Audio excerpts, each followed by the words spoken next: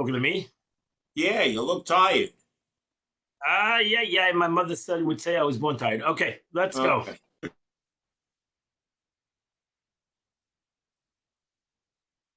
We're holding Chumash. Good morning, everybody. As we go to the Chitas of today, we're holding the fifth reading of this week, Chemois Kedoshim. We are in the book of Kedoshim right now. We're in the chapter, in the Parashat Kedoshim. We are holding on chapter 19, verse number 15. Lo yisasu avil b'mishpat. Do not commit injustice when it comes to mishpat. When it comes to the concept of judgment. Lo yisisa pnei dal. Do not be partial to a poor man, to a poor ligand. Lo yisada pnei gadol. And do not show misplaced respect to a important person that's standing before you in judgment. It's tzedek, injustice. You should judge your people. Now she says, this teaches us that a judge who perverts judgment is called unjust, hateful, and loathsome, condemned to destruction, and an abomination. For an unjust person is called an abomination. As it says, it's an abomination. Anybody who does injustice. And as it says in the Torah, you shouldn't bring an abomination to your home. Because you'll become like the abomination. It's condemned to destruction. And that's what Rashi says. If a judge judges unjustly, it's like he's doing all these disgusting things.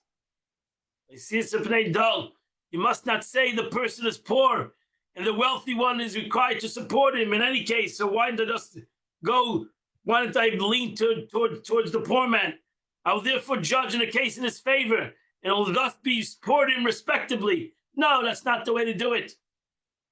You can't say this person is wealthy or this person is a noble birth. How can I shame him and observe his shame? Such behavior is punishable.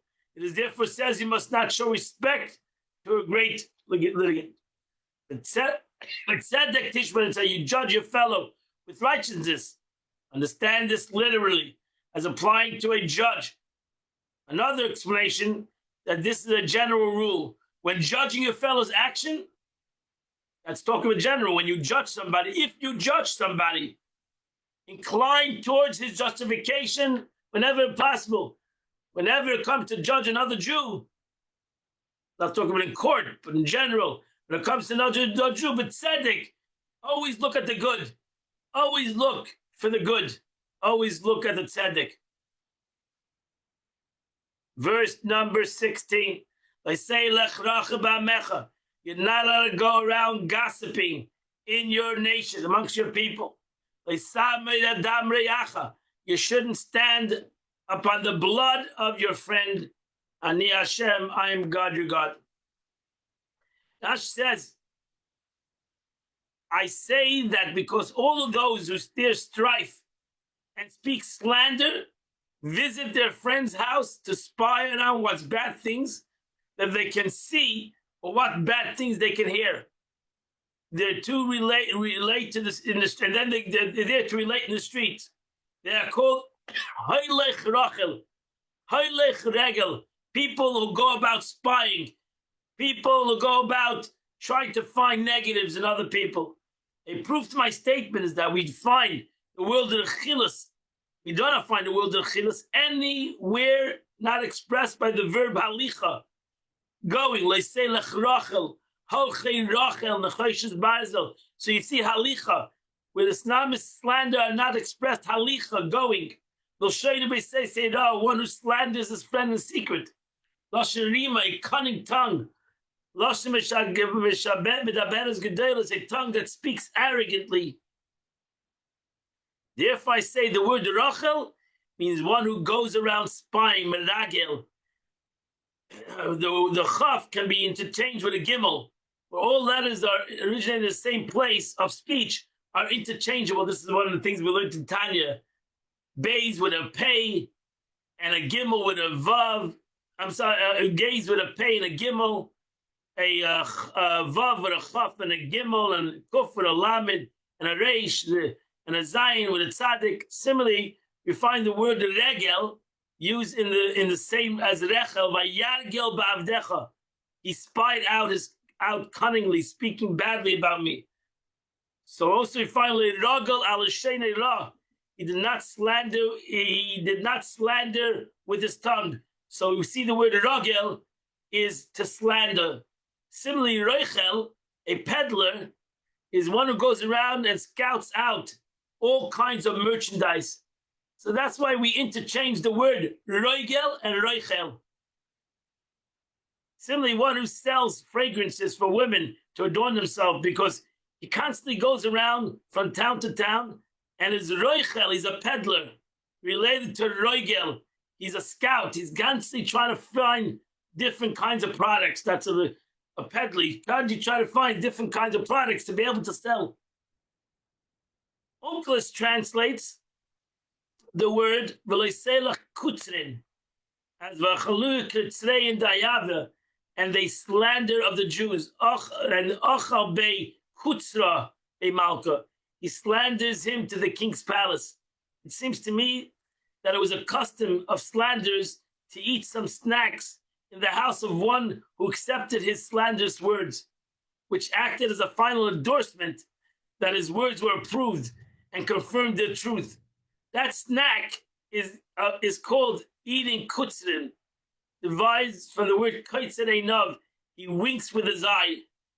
The way of all gossip mongers is to wink with their eye and otherwise hint about their words of gossip, so that others hearing it understand their intimation, what they're trying to. So Onkelos translated at kutzrin that you can do, and that's what we know. We can do slander with a wink of the eye. It means if you say something to somebody else, the guy like agrees with you with the wink of his eye, that is already a slander.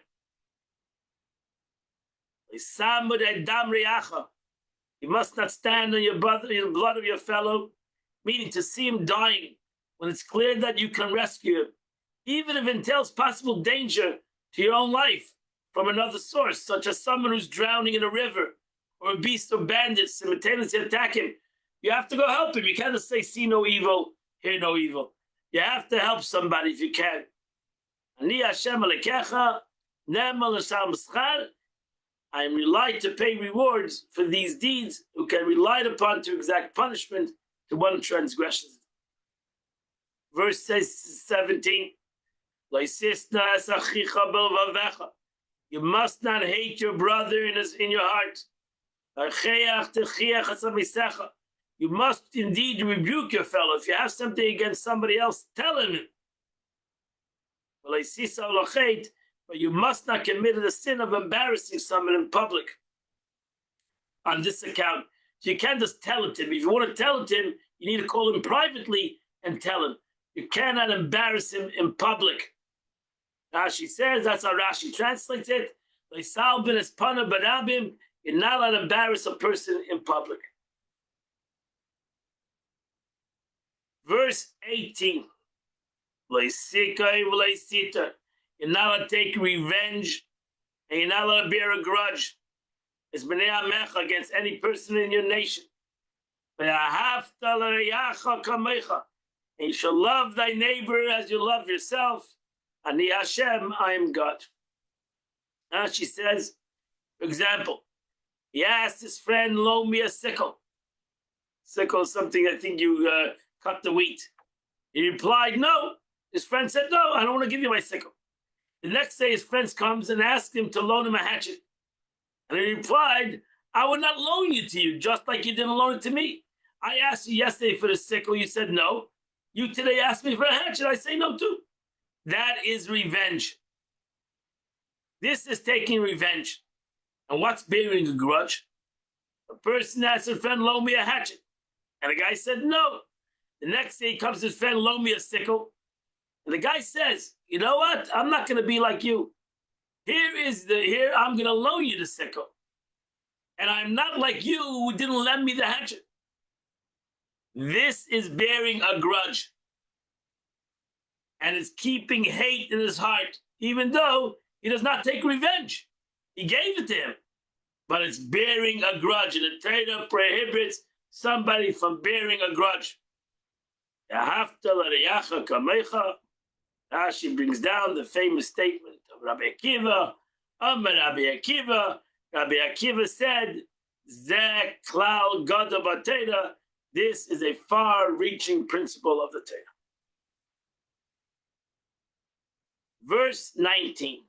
Okay, you should follow my command, my decrees. These are one of the chukim that I have no reason. You're not allowed to sow your field with a mixture of animals. I'm sorry, you're not allowed to sow a mixture of species. I'm sorry, this is species of animals.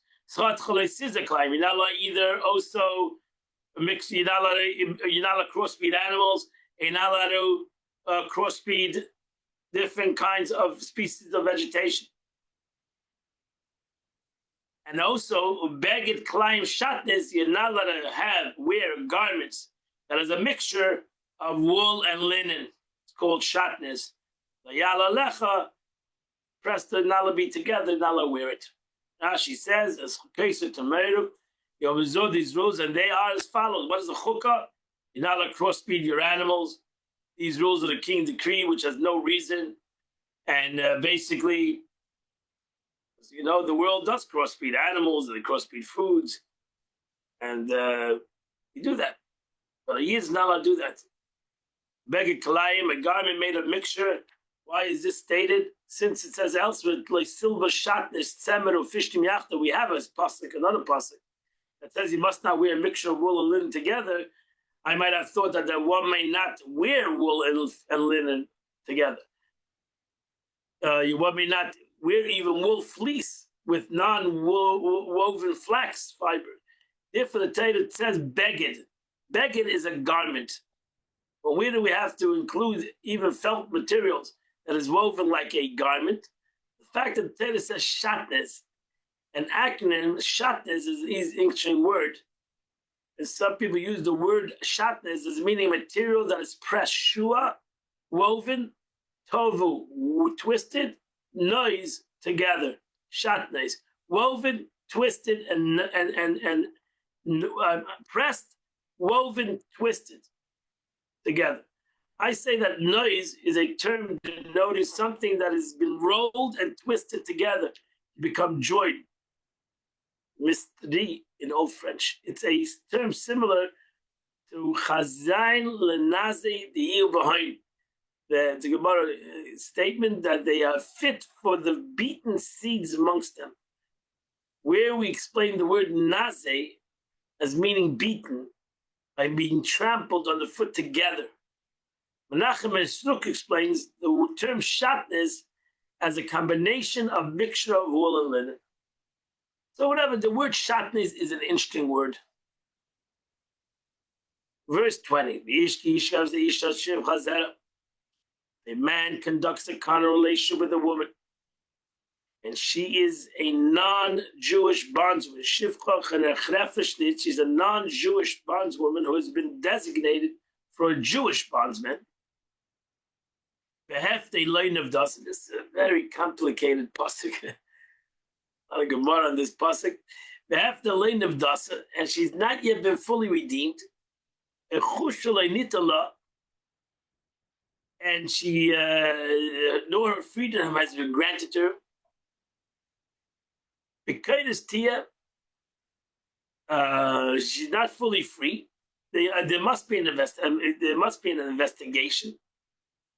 It must not be put to death. This relation doesn't give them the death penalty because she's not completely free. So even though she's married, but since she's a slave, so we know in the Torah law that a slave, a slave woman, is allowed to be given. The master can give it to somebody to live, to have children with.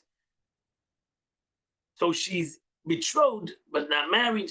It's a very difficult verse. That's what Rashi says.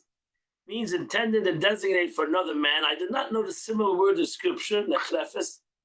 The verse is speaking about a Canaanite bondswoman who is partially still a bondsman and partially a free woman. How is that possible? Is that she is a bondswoman to two people.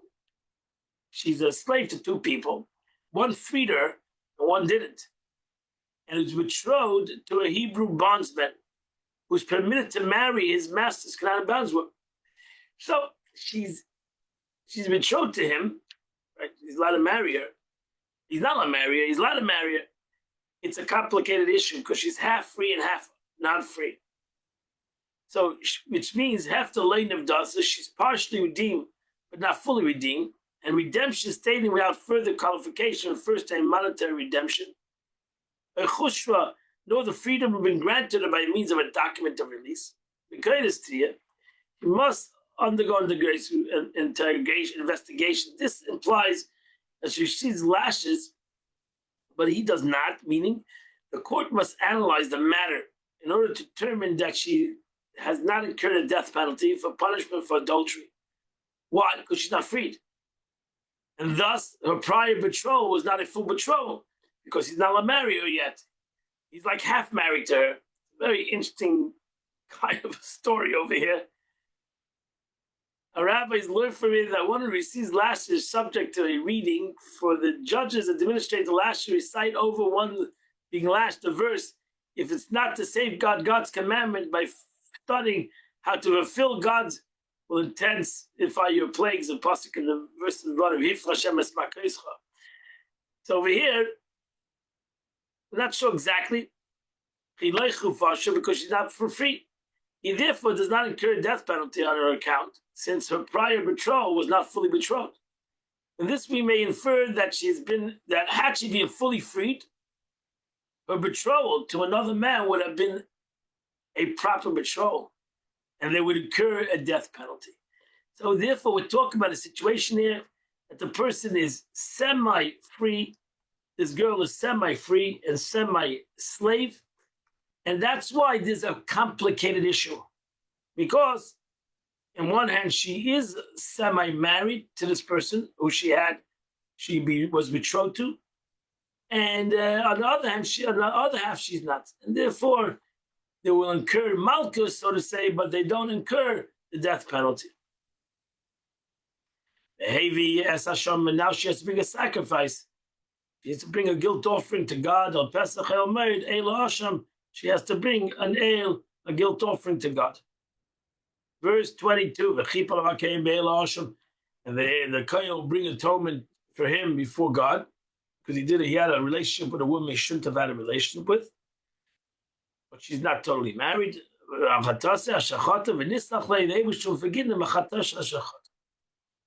She says, a double expression. This phrase is added, include the law, one who sinned intentionally also brings a sacrifice. Let's say he had this relationship intentionally. Because usually only being a chatas if you had it unintentionally. But this is a different kind of case. Because he did it intentionally, but because he thought she was a bondswoman. But she's not, she's only a half a bondswoman. Just like one who sins unintentionally. Verse 23 goes to a total different law. When you come into the land, and you're going to plant any kind of tree of fruit tree. You must block its fruit from use. For 3 years, called Arla. Any new tree that's planted is the prohibition of Arla. For the first 2 years, it's called Arla, and it's prohibited to eat the fruits. We do this in America too. The Rabbanan, that we don't eat any fruits for the first 3 years. It's Arla. You must block the blockage, meaning it must be blocked and closed off. The possibility of deriving benefit from it, to leave the tree alone. That's one of the reasons why we don't do an upshanish till 3 years. It was blocked from you 3 years. From when does one start counting these years? For the time it's planted. I might think for the time you put the fruit aside, it becomes permitted after 3 years. The Torah says, yeah, it shall be. It remains in its original state. So it's from the time of planting. And that's not alone. Vashana Haravias. And in the 4th year, in Allah, it's called Net Revai. The 4th year called Priya Kodesh. The 4th year, it's the fruits stay holy. Hilulam Hashem. It must be eaten in the temple. The 4th year, Net Revai. So today we don't need to force 4 years of a tree fruit. Year called Priya, that's like the second tithing, but which is written, the old tithe of the land is holy to God. Thus, the second tithing may not be eaten outside the walls of Yerushalayim, except by redeeming it first. The same applies to this fruit. This will occasion praise to God, for He will carry it there in order to Lord and offer it to God. So the 4th year, the fruits that they brought to the base of the verse 25 of Ashana Chamishis, 5th year. Now you can eat from this fruit. The Abish says, don't worry. I'm going to give you in the 5th year a lot of fruits. I am God your God. Rashi says, in order the tree increase its produce, meaning although the commandment must be fulfilled without regard to a reward, you do it because the Abish says so. Your observing of this commandment may be for the purpose that it increases its produce for you. For as a reward for observing, it will indeed bless you with exceptionally satisfied fruits that will grow abundantly from your planting.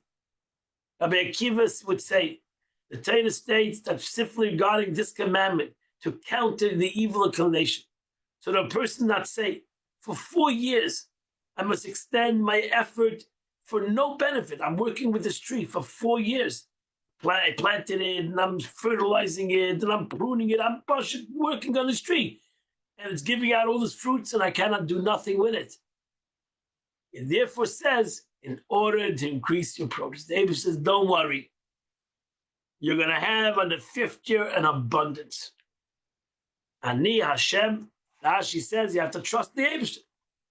I am God who promised that this will occur, and who may be relied upon to fulfill my promise. Verse 26.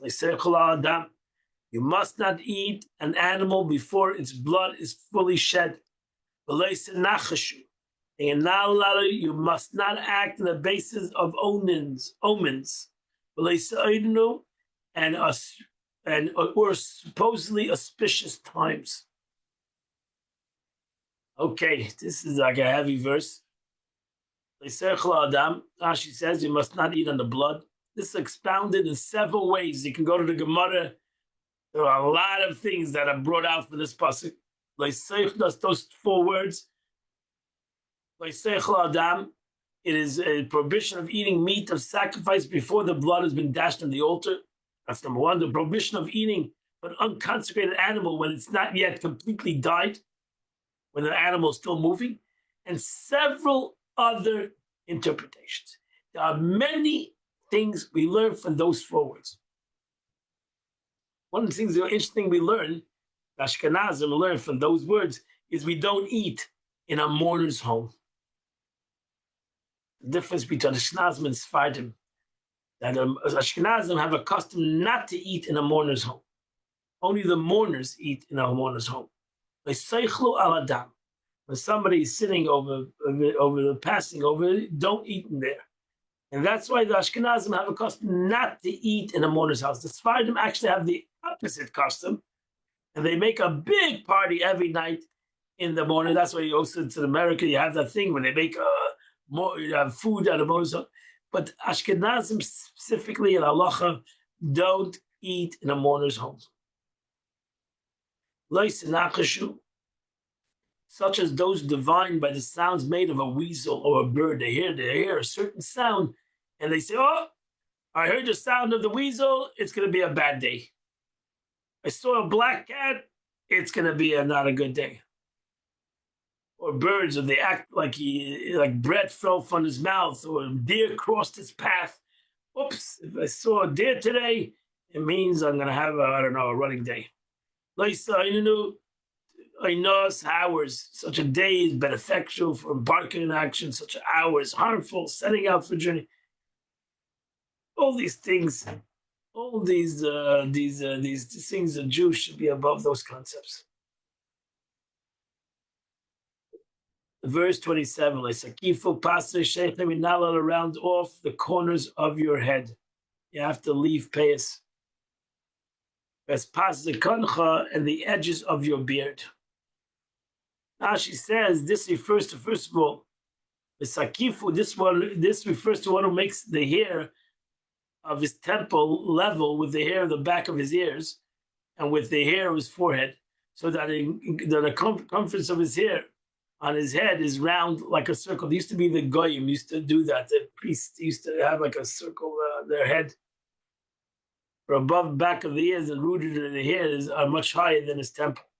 This is the whole thing of shaving, and be careful with shaving. The tip of your beard, that's beard, the side limits, which are 5 altogether. There are 5 corners of the beard. We don't know, 2 on the top of each cheek near the head, with it's wide and possesses 2 edges, and 1 below the chin, with the 2 cheekbones joined together. That's why the custom of Chassidim is not to touch the beard. Verse 28, you're not to make cuts in your flesh for a person who died. It used to be a custom that they used to hurt themselves. There's still people who do that. And at a funeral, they hurt themselves. Save as kaka, and you're not allowed to tattoo yourself. You're not allowed to tattoo yourself. Ni Hashem, I am God. Now she says, such was the practice of the Amorites to cut their flesh when one of their relatives died. Service kaka, this is the writing that is carved and sunk into the skin and can never be erased, or he imprints it with a needle that is permanently remains black. So a Jew is not allowed to do that. Kaka, Rashi says, Lashon v'huka, hang, similar to v'huka, hang them. Vikran will hang them when the notes inserting a wooden poles in the ground and hanging the condemned on them. Similarly, as a result of tattooing, the words of the tattoo are dug in and piercing the skin, just like those poles are dug and piercing the ground. Verse number 29. Al techalel es bitchal es neser. You must not defile your daughter by making her a prostitute. Unless least the land engaged in prostitution, and the land will be filled with immorality. Now she says this is a prohibition. First, to someone who gives his unmarried daughter to anyone for extramarital relationships, prostitution. At least your land will gain in prostitution, for if you defile your daughters, the land will cause its produce to become unfaithful by yielding themselves elsewhere and not in your land. Similar, it says elsewhere, the result of prostitution, rains were withheld. So this is the struggle that the world goes through till today, prostitution. Judaism, prostitution has nothing to do with money. It's the difference between the world and Torah law. Prostitution is when the person, whether it's money or without money. Verse number 30. As I say to Shmai, you must observe my Shabbos, Mikdash Tiro, and you must revere the Beis Hamikdash. Therefore, one must not enter the Temple Mount with his walking staff, wearing his shoes, or his money belt, or dust on his feet. And even though I'm warning you regarding the sanctuary, nevertheless you will observe my Shabbos. The construction of the sanctuary does not override the restrictions of Shabbos.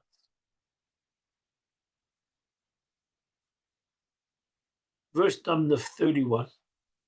Al tifnu ela aves. You must not practice spirit's deviation of the Oiving and Doini. These were, as Rashi also explained, what there was their service. Al tevakshel tabel behem. You must not seek spiritual to seek spiritually to defile yourself in them. Ani Hashem Elokeichem. I am God, your God. Rashi says this was a warning of the practitioners of the witchcraft of Oiving and Doini. A practice of Oiv is conjured who makes the spirit of the dead speak via his armpit. And the practitioner of a Doini was one who placed the bone of a creature named Yoida into his mouth, and the bone, so to say, started to speak. We have these kind of people that do it today. You have to be very careful. They don't exactly do it in this kind of a fashion. I know that there are some places where people go and they talk to their dead relatives, and the dead is speaking through this mediator, so to say. So you have to be careful not to follow these kind of situations. And those days they did it in these kind of fashions. They used to put a bone underneath the armpit, whatever. Al tavakshu, don't be involved with them, for you become involved with them, you're going to be spiritually defile yourself. Of those who do the same thing with the cards. So what do they call themselves? These people that can see the future. They put these cards all over the place. I see these go into. Ani Hashem Elokeichem. I'm God, your God. Know who you are substituting for whom. You're substituting these things all for me, trusting in me. Verse 32. They say v'takim. You should stand up for an elderly person, v'adaita pnei zaken, and you should respect a person who is elderly. V'yireisim Elokecha, and you shall fear God. Ani Hashem, I am God. Now she says there are two different things over here. They say v'takim. You rise for an elderly man. I might think this includes even an ignorant old man. Therefore, the scripture says, Zaked, one who has acquired wisdom. So it means a person that has acquired wisdom. Some actually translate to two different commandments. One is for a regular person, Meseva Takim, that you stand up for an elderly person, and Adaita Pnei Zaked, that even a young person that has wisdom, you stand up. Rashi puts it together, actually, as one prohibition. You must respect a person who's elderly. What does respect entail? You may not sit in this place, speak in place of him, contradict his words. I might think that he may close his eyes as if he did not see him, and thus avoid standing up for him and see the old man. It therefore says you must fear God.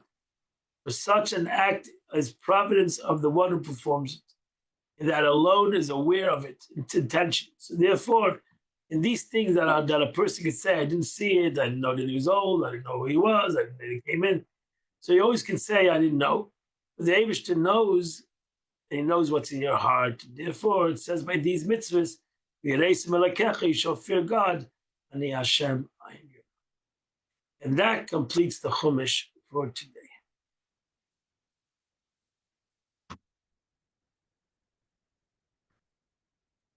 We now go to the Tanya of the day. And this is yesterday. We are holding in chapter 46 of Tanya. Okay. Alter Rebbe goes on to explain that all details mentioned in the parable of the king. And Alter Rebbe gave a king. Yesterday he started off Alter Rebbe in this chapter to tell us that he's going to give an easy way for everybody to awaken their love to God. Because, as the Alter Rebbe says, we know there's a general rule, the heart affects the heart.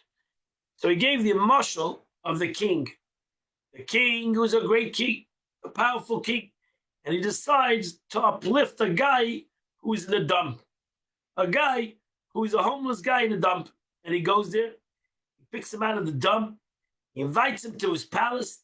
Not only invites him to the palace, he invites him to the inner chambers of the palace. He becomes his best friend. And what happens? changes the reality of that person. Suddenly the person is going to be a different person. He's going to have such a love to this king because this king changed his whole reality because he loves him. The king showed love to him. And the Alter Rebbe goes on to explain that all the details mentioned in the parable of the king are indefinitely more applicable with regard to the object of this parable. The relationship with God, which each and every Jew. The Eibishter Pashut says, I love you. I want a relationship with you. Not with only the nation. I want a relationship with you. For God, the King of Kings, showed an unending love for the Jewish people by taking them out of their nethermost level in Egypt and exalted them to the highest levels by giving them the Torah. Through the study of Torah and performance of mitzvah, Jews are united with God to the utmost possible degree. So if you realize that when I do a mitzvah, the Eibishter is uplifting me. Pashut bringing me, that's why he's saying the bracha, Asher Kedishanu b'mitzvahs. Pashut, this mitzvah, I'm in gullus, I'm in the dregs of the world, I'm stuck in the most worst place on earth.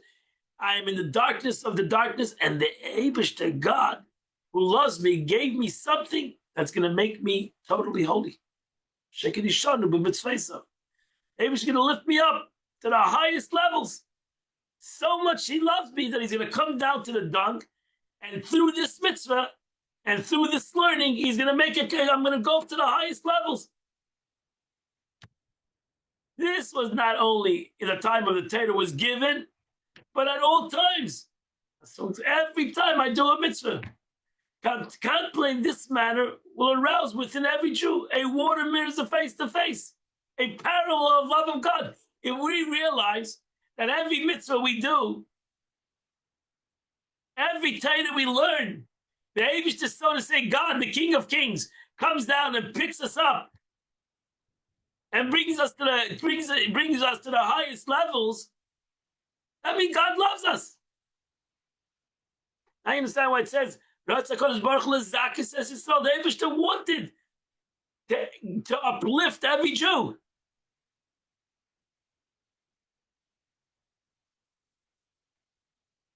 So therefore, that's why you need to push and look at every mitzvah. That's why I keep on saying that the bracha expresses this concept of every mitzvah I do. You have to have an imagination. So this chizayin of a king uplifting this guy, everybody can imagine. Right? What's that movie? Beauty and the Beast. That's it. That you have to have this imagination. We can go watch the movie. God, this is the love shown by the mighty king to this lowly individual, but a much greater degree, doubled and redoubled, infinitely more than the parable. Also, the Eibishter did to us. Because the God, his greatness is beyond comprehension. Right? The Eibishter is infinite. Just as God is infinitely greater than any physical king, so does his kingdom extend over an infinitely greater territory. The Eibishter is greater than any king that ever existed. The Eibishter fills all the world. Again, the Alter Rebbe is going back to that analogy. The he encompasses, transcends all the world. If you go into the Zohar Kodesh, and then obviously it's a glory of blessed memory. Zohar explains that there is unlimited chambers above. In every chamber, in every world, there's an unlimited of myriads of angels. Lankit, their number is unlimited. We can't count. You cannot count how many malachim there are. And that's not only a Kabbalistic concept. The Gemara says the same thing. Hayesh Mishma Legdudav. Is there a numbering to the regiments of angels? Uksiv Elef Alafim Shashmani. Yes, it's written thousands upon thousands ministering unto him. And tens of thousands times 10,000 down before him. So the Gemara asked the question. On one hand, you said, is there a count? And then you give a count. Even though it's a bigger count, tens of thousands. So the second verse indicates that there is a finite number of angels, albeit a very great number, tens of thousands. While the rhetorical question in the first verse implies, when you said that the first verse says there's no count. Mashani in the Gemara answers, Elef alafim, tens of thousands, which is a major amount, is the quote of one regiment. But Legdudav, how many regiments are there? Ain't mister. So you're right, each regiment. So Malachim of Michael is a regiment, one regiment. But how many regiments are there in Michael? There's no count. It's infinite. So ultimately, the Gemara itself says that there's infinite number of angels l'mayla. So we're talking about millions and billions of malachim that sit before God and service Him, praise Him, daven to Him, do His missions, do whatever He wants. They're true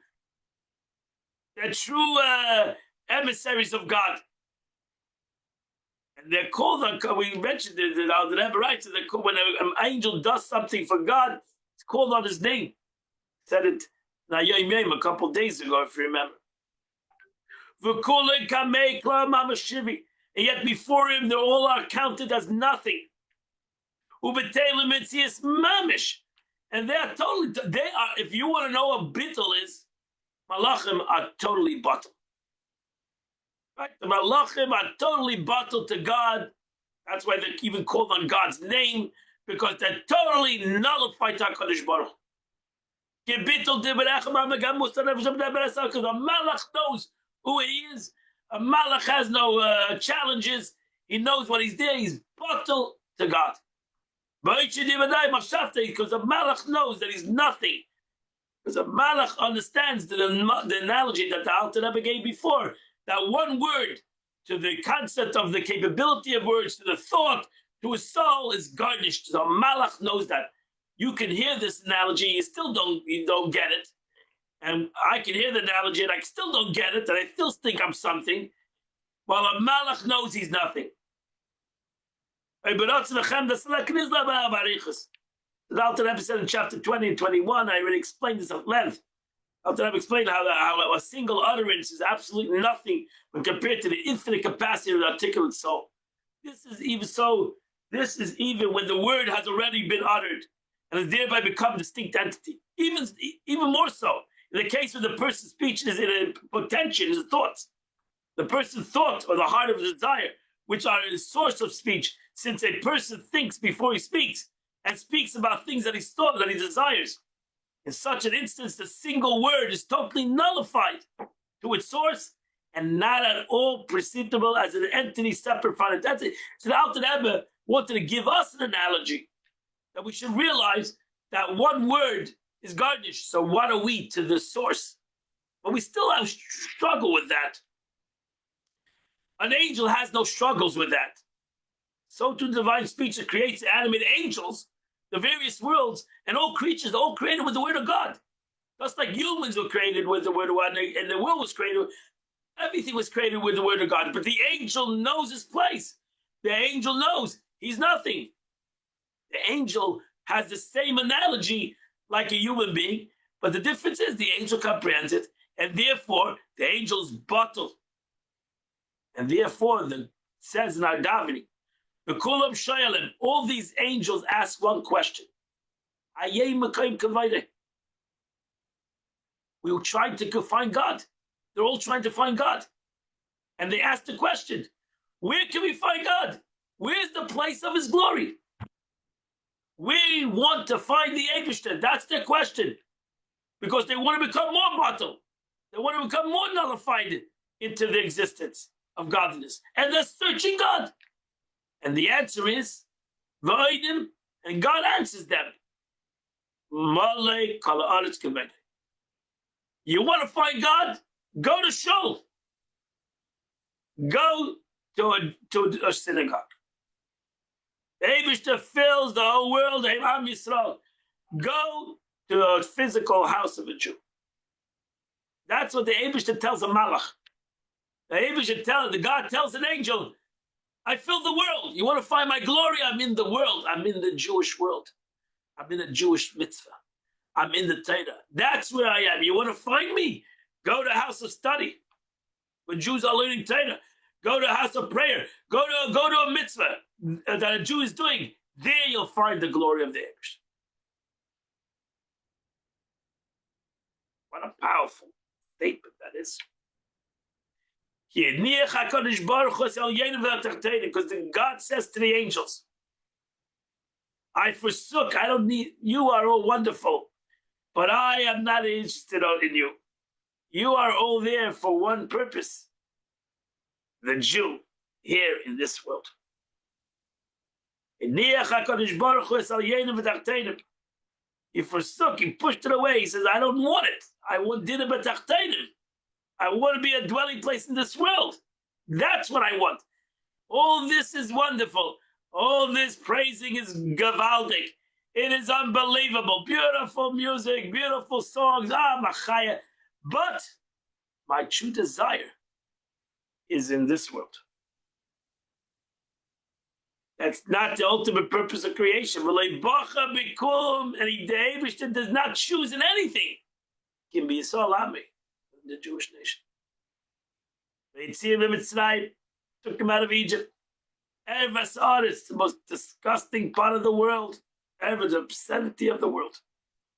Mokim Hazuma Vatuma, as Rashi, we learned in Rashi this week, in a place of filth and impurity. Like the lowly, disgraceful individual who you raised from the dunghill by the king in person. The children of Israel were brought forth out of Egypt by the Eibishter himself.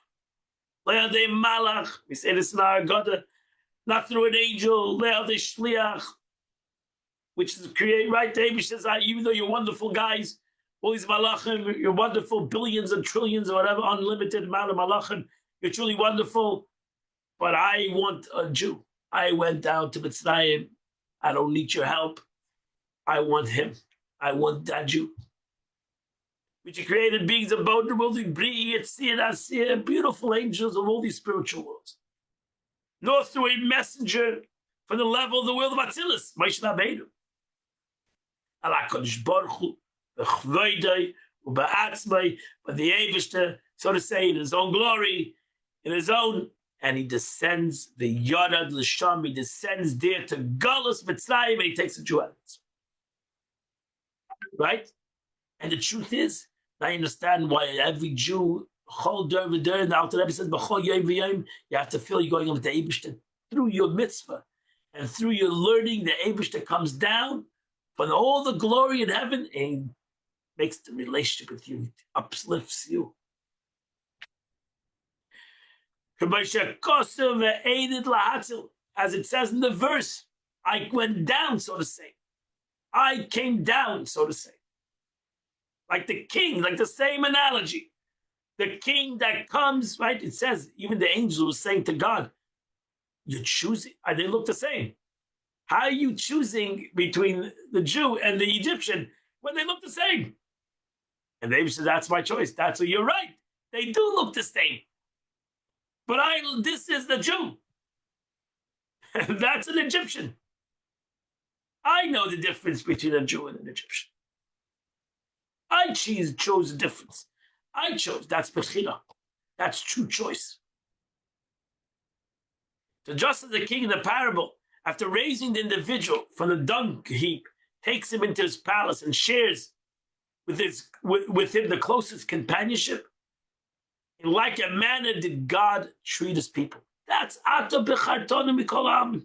Ahavta Isanu We don't see somebody. What's the expression? We say in our davening. The soon say it in Shavuos in a couple of weeks. You've chosen us from the nations. After son, you loved us. We don't see somebody, you wanted us. You uplifted us.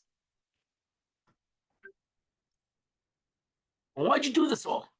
Why did the Eibush do this? Why did the Eibush come down to Mitzrayim to take the Jews out of Mitzrayim? He did that for one reason, to bring them close, to make this relationship. That's Matan Torah.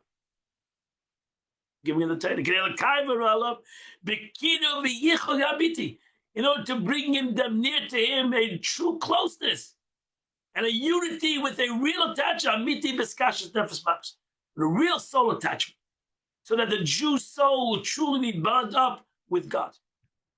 This is also regarding the Torah, concerning which God says, I've written and I've given my soul. Right? Word Anochi, famous expression. The Gemara says, the Talmud says, what's the word Anochi? The first word in the Ten Commandments. There's Anochi. Anochi is an Egyptian word. It's the Hebrew word is Ani. Anochi, the Gemara stands for, it says, Anochi stands for 4 words. Ana, Nafshi, Ksavis, Yahavis. Ana, I. God says so to say. I, my soul. Ksavis, I've written. Yahavis, I've given it to you. I've given you my essence. You have a doubt that I love you. I've given you my essence. I've not given it to the angels that are ministering to me. I'm not giving to the angels that are totally nullified to me. I'm giving it to you. That's how much the Eibishter wants a relationship with us. And you cannot ask the question, why would the Eibishter want that relationship? Because that's his want. That's why he's the expression, the Zohar de Saba, God had a taiva, the mentorship.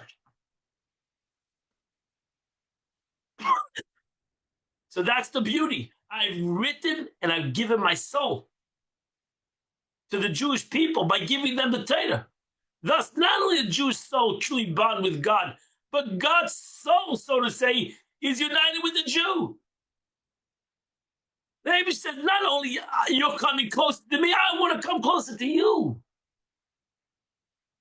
It's not only about you want to become closer to me. I plus you want you.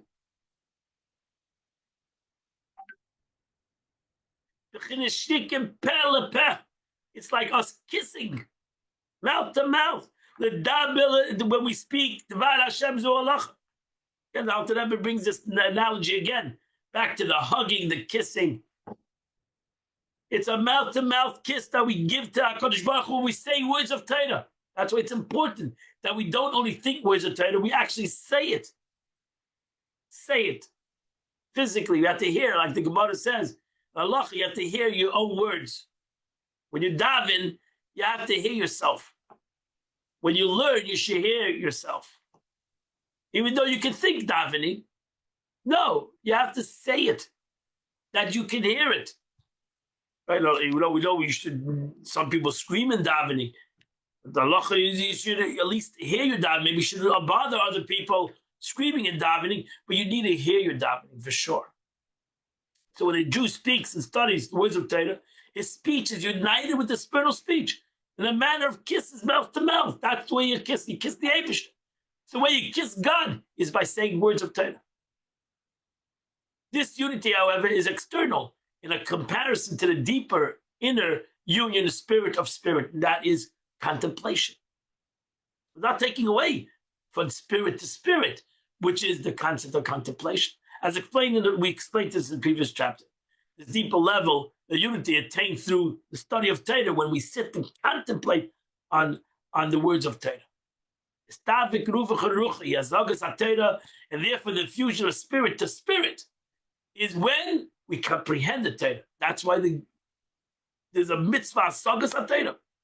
There's dibur of Torah, to say the words of Torah, and there's a sagas HaTorah, to know and comprehend the Torah. The ideas in Tzayda, and to have the knowledge of God's will and His wisdom. When the Torah is studied with comprehension, the person knows both God's will and his wisdom. Now again, to know God's will and his wisdom doesn't mean that you have to, maybe it's hard for us to expect. That's just like we learned today, Chukim. So I know what God wanted in Shabbos. I know the halachas of Shabbos. I might not understand why the Eibishter wanted. Why doesn't God bother that will and limb not together? What's going to happen? What's the reason? But I know the halacha. God doesn't want the Jewish will and willing together. Shabbos. I know the halacha, and there's halachas in it. I go deeper into halacha. I might not never know what is the true reason behind this halacha, but I surely know the halacha. And that is a concept, to know halacha, to know Jewish law, whether you ultimately comprehend the reason or you don't. Some things I can comprehend, some things maybe I'll never comprehend to the essence of the reason. Because it's a chukkah, that's why it's called a chukkah decree. This is what the Eibishter wanted. That a Jew should not mix seeds together, or a Jew should not plow with a donkey and an ox together, or a Jew should not mix animals together. Why? Because that's what a guy is allowed to do that. I can eat fruits that a non-Jew planted and mixed. I do eat fruits that are mixed breed. Because I don't know, because that's not a problem. The problem is that I'm doing it, I'm not allowed to do it. But a non-Jew doesn't have this mitzvah. And why? I don't know. This is what the Eibishter wanted. The kula chad mamish, which is truly one. God's will and his wisdom are truly one with him. Hence, through Torah study, a Jew becomes united with God in a manner of union of spirit to spirit. God b'chinas chibuk, and also through the embrace of us, we can embrace the Eibishter, and God embraces us. And that is, for the Torah mitzvah also affect unity and an embrace, similar to a person embracing his friend with his arm, both his body and his arms. This is the fulfillment of the positive precepts of the 248 organs of God, which a human being possesses. Performance of 248 positive commands brings about a state of an embrace, where God's 248 human organs embrace man. Ramach Pekudin, as Zoya writes, Ramach Pekudin, 248 ordinance in the Torah, 248 positive commandments, in Bavachivon and the Malka are 248 limbs of God, so to say. So the analogy is when I give tzedakah, my hand and God's hand become one. Each organ of the body is an appropriate vessel for a particular faculty of the soul that resides therein, such as the eye, the faculty of sight, the ear, the faculty of hearing, and so on. So too, each mitzvah is an appropriate vessel for a specific emanation of the divine will that desires a Jew to perform the particular commandment. Then a cloud, a general situation, 248 commandments can be divided into three categories: Yamin to the right, Shmuel to the left, Emtza in the middle. And these are the three concepts of Chesed, kindness, to the right, Din, justice, to the left, and Rachman, mercy, to the middle. So there are mitzvahs which can categorize the right side, Chesed, others category the left side, Din, and others is a center, Rachman, and you can divide all the mitzvahs into these three categories. Today, Deroyed Gufa has the two arms and the body. So in Kabbalah, that's the depiction, so to say, where you see the picture of the Esesphiris divided into the body, hand, the feet, and the torso. The Chesed is the right arm, Gevura, or Din, is the left arm. Rachamim represents the body, the center, just as when a person embraces another, he does so with his arms and his body, so too the two arms and the body of mitzvahs embrace a Jew who performs. What a beautiful Tanya that is today. Unbelievable. But we're not done yet. The Alter Rebbe will continue in this concept. Today is the 10th day of the month. 10th day of the month, which is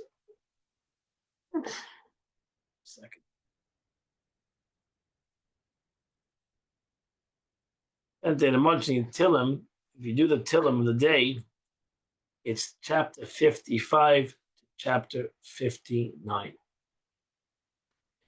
You do those chapters, 5 chapters of Psalms, you do the Chitas on the day. The Rebbe writes in the Hayom Yom, the day-to-day, the Rebbe writes today, as they say in Yiddish, Hulk up, hold your head over here into the story.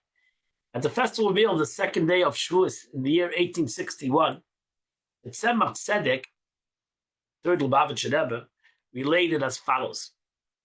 At the festival meal, the second day of Shavuos in the year 1795, my grandfather, the Alter Rebbe, said that at the festival meal of the second day of Shavuos in 1768, he was sitting at the same thing, Master, he was sitting at the Shavuos, he was by the Maggid. The Maggid of Mizrich, his teacher. And the Maggid said as follows. Torah says with the Sfiras Oibah, you shall count for yourself usfaitem lachem. The word usfaitem lachem, you shall count. That's how we translate it. You shall count 49 days. The word usfaitem, you shall count, has a root to sapir. That's the root word, sfaitem, sapir, which means sapir is brilliance or brightness. So really, you can translate it on Pichsidis, Sfait Lechem, you shall make yourself bright. You shall become luminous. The Tzemach Tzedek continued his narrative. My grandfather, the Alter Rebbe, then leaned his head on his hands and sang a niggin, famous Alter Rebbe's niggin, the 4 stand out above us. Alter Rebbe's niggin, which we sing by a wedding, only on very special occasions. He sang that niggin. It's a very deep niggin, if you ever sang the niggin. He sang the song in great, profound devekus. He got in very deep contemplation.